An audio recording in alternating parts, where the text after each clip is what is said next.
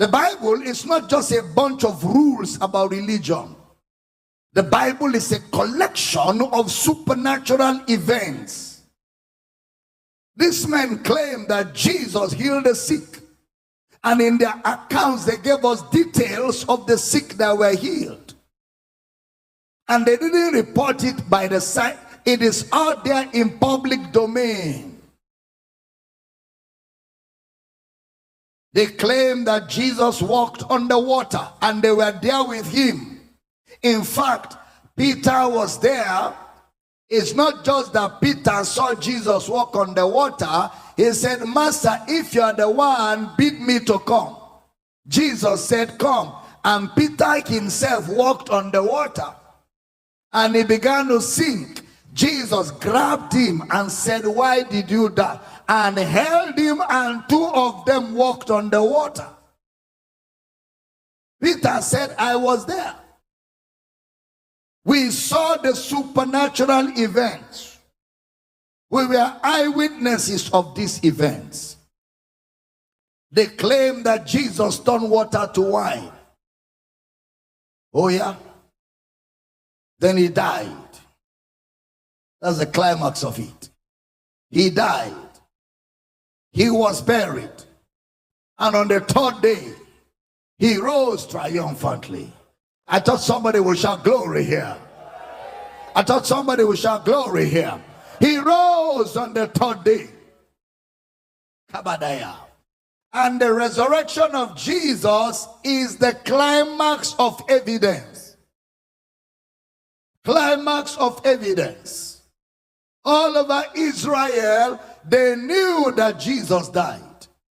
It was so bad that the government brought Barabbas, a criminal, and they said to them, should we give you Barabbas or should we give you Jesus? They said, we prefer Barabbas to Jesus. Crucify him. The king of the day put on the cross of Jesus, King of the Jews. A public figure in Israel, known in public domain by the name of Joseph of Arimathea. It was the grave of Joseph of Arimathea. They buried him. To be able to make sure that they silence this,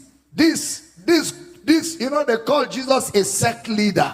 To be able to make sure they silence this sect, when they buried Jesus, they brought the Roman soldiers to guard the tomb.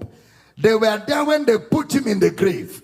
When they put the stone, they brought the seal of the king and sealed the tomb, meaning nobody can open it except the king. And there were soldiers guarding day and night. It's not a hidden fact.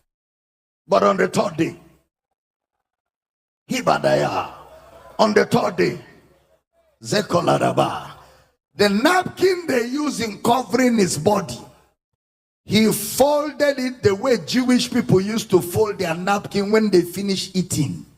When they finish eating, there's a way they will fold it and keep to tell you that when you see it on the table, I have finished eating. They don't have to tell you I have finished eating. When you see that napkin folded like that, you can clear the plates. When Jesus rose, he folded their cloth like that napkin and kept it for them. The seal is still on the tomb. The seal is still on the tomb. His body was not found. He was gone. He was gone. He rose triumphantly and appeared to over 300 men that were still alive when Paul was writing about his resurrection in 1 Corinthians chapter 15. How do you beat such evidence?